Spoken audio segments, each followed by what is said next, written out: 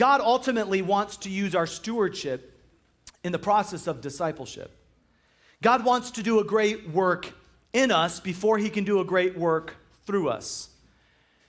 As I have counseled and helped people over the years, I have seen that a lot of times the lack of surrender and the lack of giving go hand in hand with sometimes addictions, sometimes habits, sometimes that we hold on to. In fact, the things we hold on to the tightest, you know what happens?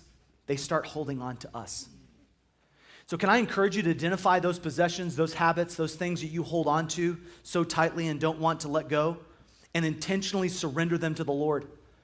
I want to tell every person in this room that you'll be surprised what will happen when you have complete surrender and extreme generosity in your life. It'll change your heart. It'll change your life. I have seen men who were addicted to a substance or to pornography changed through the extreme generosity and total surrender to say, hey, God, I'm gonna give up food. I'm gonna just completely be all in. And when your heart says, hey, there's a new value system, there's something we value more than money, more than food, more than anything else, we are all in. The heart starts to change. Your desires start to change. And this is why Jesus said in Matthew 6, no man can serve two masters.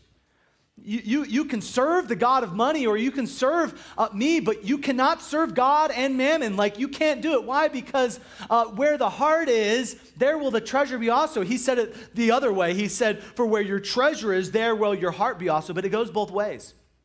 It's an indication of the heart. And so I love that Paul said, hey, listen, God wants to do a work, and we're going to talk about being a work in progress here, but I think it's important to start with the fact that he says, I desire for you to get this. And in fact, in verse 8, look at what he says. He says, for God is my record. He's like, listen, on my life here, he's like, I'm greatly longing after you. He's like, I'm so thankful for your generosity. I'm so thankful for your surrender. I'm so thankful for your sacrifice. And this is the way he says it.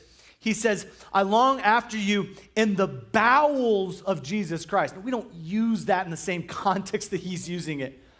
But every time Paul uses the word bowels, we would use it obviously differently. I'll tell you the word that he's using here is talking about not just intestines, okay? He's talking about the heart. Just as we use the heart figuratively, they would use bowels for the seat of our passions, our emotions, our affections. And so it's talking about the tender, most important parts of your life. And even in Philemon 3-7, he's talking about the same thing. Hey, I'm praying for you. I'm longing for you. I love your faith. I love your love. And verse 7, he says, listen, he says, the bowels of the saints are refreshed by you. What does that even mean? It means that when you are giving to God, when you are sacrificing, when you are surrendering to God, there's a part of your heart that changes. And so giving's never about the money. It's always about the heart.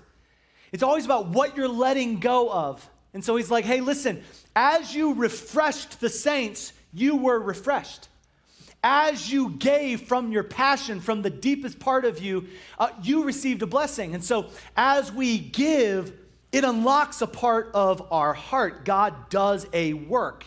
We are all a work in progress.